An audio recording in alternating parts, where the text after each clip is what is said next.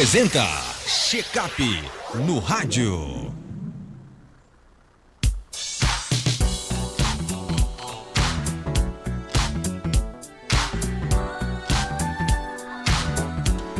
Check-up no rádio com o médico geriatra Belísio Neto. Doutor Belísio, seja bem-vindo aqui ao nosso Panorama 95. Bom dia. Bom dia, Marcos. Bom dia a todos os nossos ouvintes, a todos os nossos internautas. Uma satisfação imensa participar aqui do quadro Check-up no rádio. Envelhecer com saúde também, né? Envelhecer com saúde lá na 102 FM, Exato. não é isso? Doutor Belísio, é normal todo idoso ter dor? Esse é um dos grandes dilemas, um dos grandes desafios, eu diria, da geriatria. Porque os idosos, eles têm essa ideia de que dor é da idade, todo idoso tem dor. E a gente tenta lutar que dor é um sintoma que deve ser combatido e deve ser tratado, haja vista as suas consequências deletérias à saúde do indivíduo. Então, não é normal ter dor com a idade, não é normal idoso ter dor. É prevalente, eles têm mais incidência de dor, ou seja, comparando os idosos com o adulto jovem com a criança, eles têm mais queixa de dor do que outras pessoas. Eles têm, em média, 65%, por exemplo, dos pacientes idosos, eles tiveram alguma experiência de dor ou vão ter durante a vida. O que chama a atenção é o fato de que metade desses pacientes nunca receberam tratamento para dor, 50% nunca receberam. E aí existem várias causas, né? Existe a principal delas, que é essa pergunta que você fez, eles acharem que é normal ter dor na idade e eles não valorizarem. Não leva essa queixa muitas vezes. Eles têm frustrações com tratamentos anteriores de dor. Eles têm uma percepção que tratar a dor é como tratar uma febre, você vai tomar um remédio e vai ficar bem, principalmente dor crônica.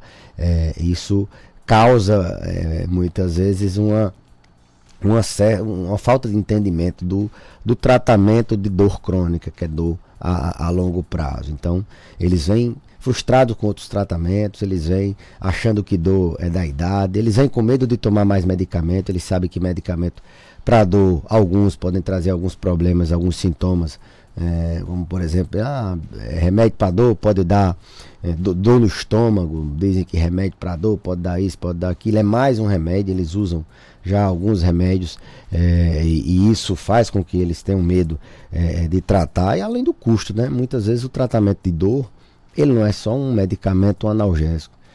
Muitas vezes não, na verdade essa ideia de dor total, né, de tratamento multimodal da dor, ela envolve não só o tratamento com medicamento, envolve também tratamento com outras eu diria, especialidades, com outros artifícios, como por exemplo, envolve tratar com fisioterapia, isso tem um custo, né? Envolve tratamento, muitas vezes com psicoterapia, envolve tratamentos que requerem, então eles têm medo também dessa questão do custo e findam não comentando durante a consulta sobre a dor. Mas ter dor, isso talvez seja a grande mensagem, não é normal da idade. Os idosos, eles têm mais dor do que outras faixas etárias porque eles têm mais fatores de risco para a dor. A dor, ela tem um componente, Marcos, biopsicossocial, vamos dizer. O risco de ter dor envolve, por exemplo, estilo de vida. Social, porque estilo de vida. O paciente sedentário, ele tem mais dor. O paciente que fuma, ele tem mais dor. Ele tem um risco de ter dor, por exemplo, por claudicação, uma dor por obstrução das artérias das pernas. Então, o estilo de vida envolve, então é social também. É psíquica porque o paciente que tem depressão, por exemplo, 60 e poucos % dos pacientes que têm depressão, eles têm dor. E o contrário também é verdade. Boa parte, chega quase a 40% dos pacientes que têm dor, eles também têm depressão. Então a relação entre dor e depressão, então o estado mental, ele influencia na dor. Tanto na dor aguda, na percepção de dor, como na dor crônica. Eu gosto de dar o exemplo de uma topada. Você bate o dedo e dependendo do seu estado emocional, essa dor vai ser X ou Y. Se você estiver, por exemplo, se divertindo, numa confraternização, muito feliz, você vai sentir uma dor menor, a percepção da dor é menor. Bateu ali, está no meio da festa, ninguém, você nem reclama, opa, senti aqui uma dor. Mas se você chega estressado, não dormiu na noite anterior, aquele dia não foi bem, você está muito, ou está vivendo um momento de depressão, você, quando dá essa topada aí, você se irrita muito mais. Então, a dor tem esse componente no próprio conceito, Marcos. Ela é uma experiência sensitiva, mas ela é emocional também. Então a dor ela tem esse conceito. Então as questões que fazem com que o idoso tenha mais dor passam por questões sociais. Ele se movimenta menos, então ele tem mais tendência a ter dor, a mobilidade dele é menor, ele faz menos exercício físico, ele tem essa questão mental. Os idosos têm uma incidência de depressão, de transtornos do humor que diminui, que aumenta a prevalência deles terem dor, e física, né? É social, é psíquica, e as causas físicas, que aí são as causas de dor, como por exemplo osteoartrose, como por exemplo tensões musculares, como por exemplo doenças nos ligamentos, doenças nas cartilagens, doenças na estrutura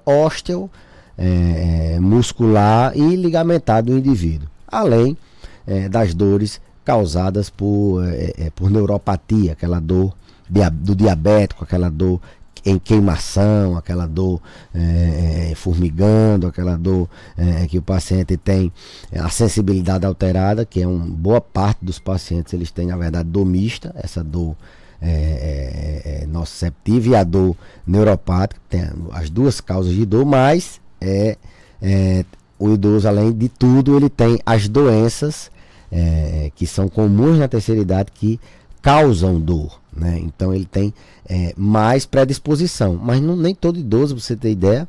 Eu volto a falar de Abílio Diniz, que morreu há bem pouco tempo. Era um idoso rígido, um idoso ativo, um idoso robusto. Provavelmente Abílio Diniz não sofria com dor, e ele era idoso. Então, ele provavelmente fazia tudo aquilo que evitava que ele tivesse dor. Então, dor não é normal da idade. Os idosos, eles podem sim tratar a dor. A dor é um sentimento que a gente não deve viver com ele. Não existe isso de você, não, eu vivo com dor, é normal. Não, dor é tão assim, importante tratar a dor, é tão sofrido, é um sofrimento tão que nos pacientes em cuidados de fim de vida, o que a gente tem que primeiro tirar é que ele descanse sem dor. Então, dor é uma coisa que a gente tem que levar para o paciente, que aquilo é importante, que aquilo ali é quem está trazendo muitas vezes a dificuldade dele dormir, que é ali que está trazendo o estresse dele, que aquela dor que está fazendo ele cair, fraturar, ou às vezes perder a mobilidade pelo medo de queda, porque aquela dor é quem está trazendo a falta de apetite, aquela dor está trazendo prejuízos, além de piorar muito a qualidade de vida dele, está trazendo diversos prejuízos na saúde dele em geral. Então é importante que as pessoas saibam que dor não é normal da idade. Dor é doença, dor precisa ser tratada, assim como uma febre, assim como uma pressão alta, hipertensão, assim como a hiperglicemia, a glicose alta, e assim como qualquer outro sintoma, assim como uma tosse, assim como qualquer outra coisa. Às vezes, por exemplo, não sentir dor pode esconder um problema de saúde que você tem. Eu não estou com dor, eu acho que eu estou bem de saúde, eu não tenho nenhum problema. A dor, não ter dor pode mascarar, por exemplo, um problema de saúde? Pronto. Dor, ela é um mecanismo de aviso, né? Tem alguma coisa errada no organismo, seja alguma coisa de doença em algum órgão, ou alguma coisa na regulação da dor. Porque a sensação de dor, ela nada mais é do que uma regulação do seu sensor de dor, assim vamos dizer.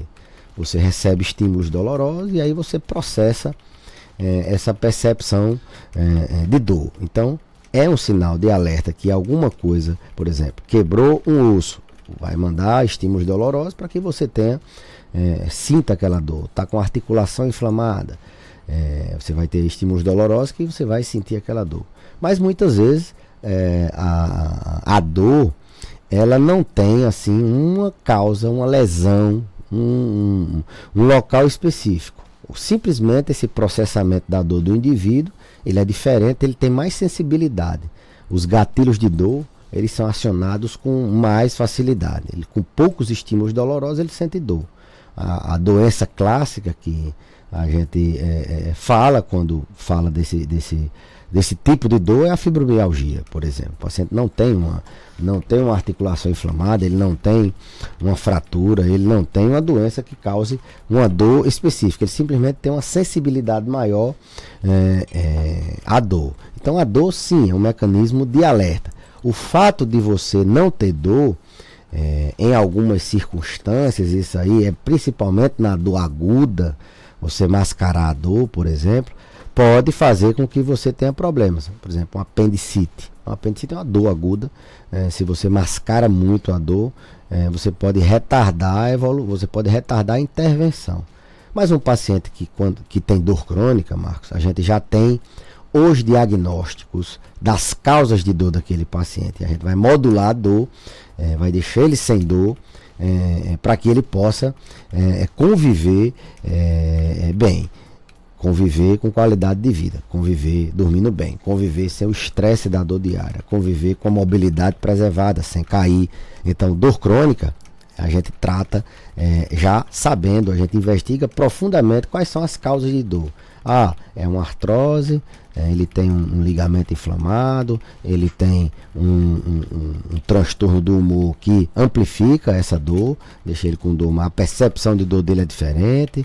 Então a gente tem já a longo prazo as causas, e isso assim, não seria importante suprimir a dor desse paciente. É tanto que tem alguns pacientes que têm uma dor que a gente não consegue, por exemplo, artrose de joelho, eles simplesmente tiram a inervação do joelho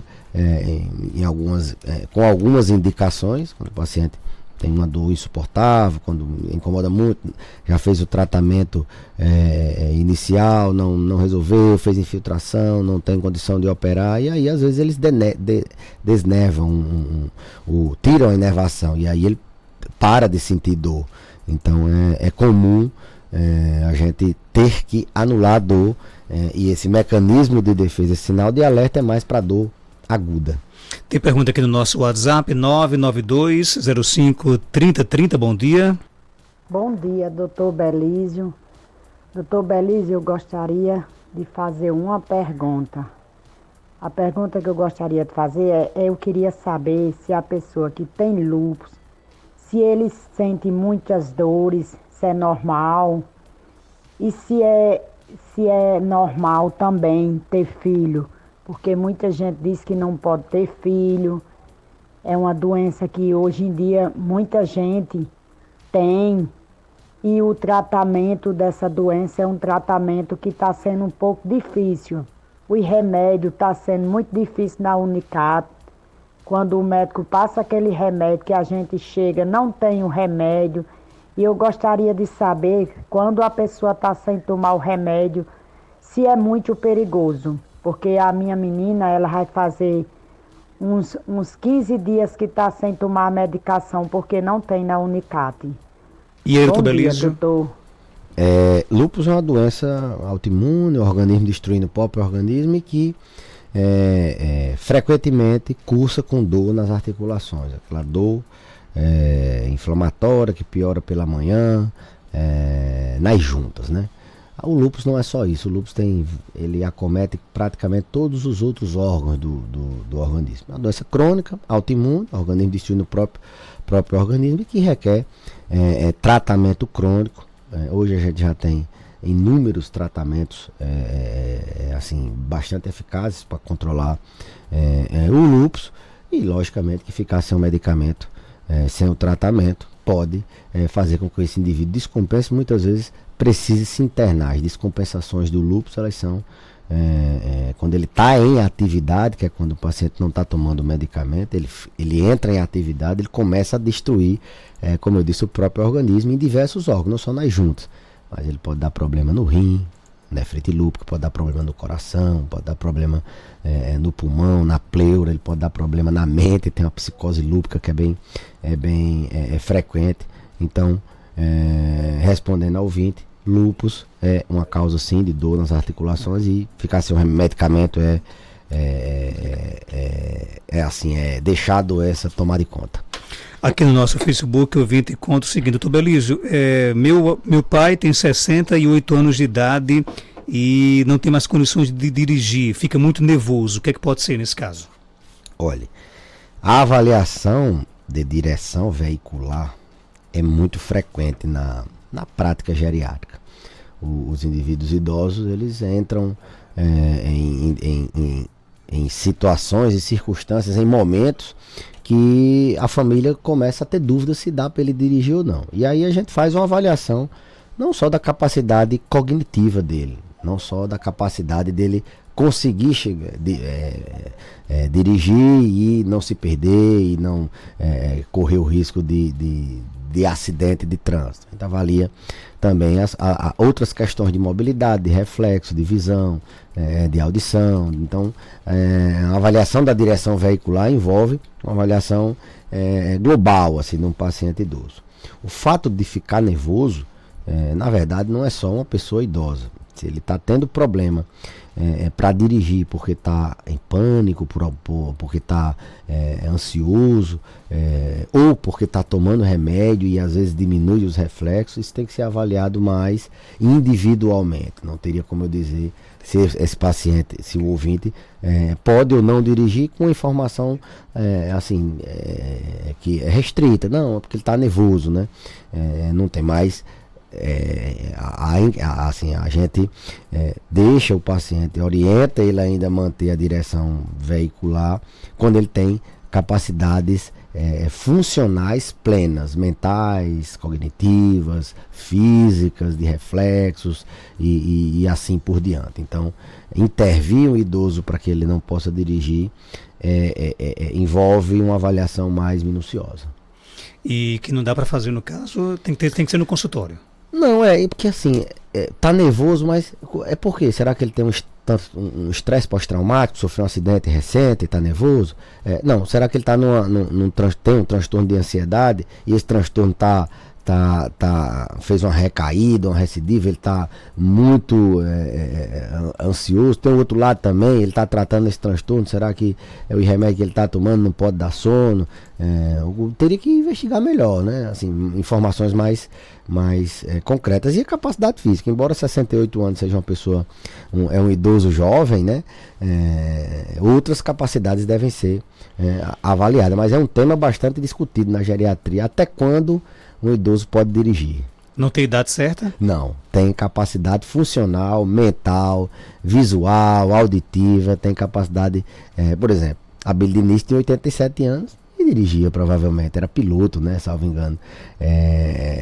Eu tenho pacientes com 70 que não tem condições mais de dirigir, entendeu? Então aí 75 o pai dirige, então não é a idade que vai limitar, não, é a capacidade funcional dele, a capacidade de conseguir realizar movimentos, ter cognição, ter mente para poder realizar todos os movimentos e ter capacidade física também de executar. Doutor Belísio, obrigado por sua participação. Algo mais a acrescentar, pode ficar à vontade. Eu que agradeço, Marcos, e até a próxima terça-feira, se Deus quiser. 7h50. Saudações, campeões. Pois é, rapaz. Você vê que saudações do campeão. O que tem de torcedor, você vê, isso é um desrespeito, né? Há um preconceito contra a Taça Guanabara. Você já percebeu isso quando o Flamengo ganha, né? Sem dúvida. Quando outros times ganham, é uma valorização. É um título.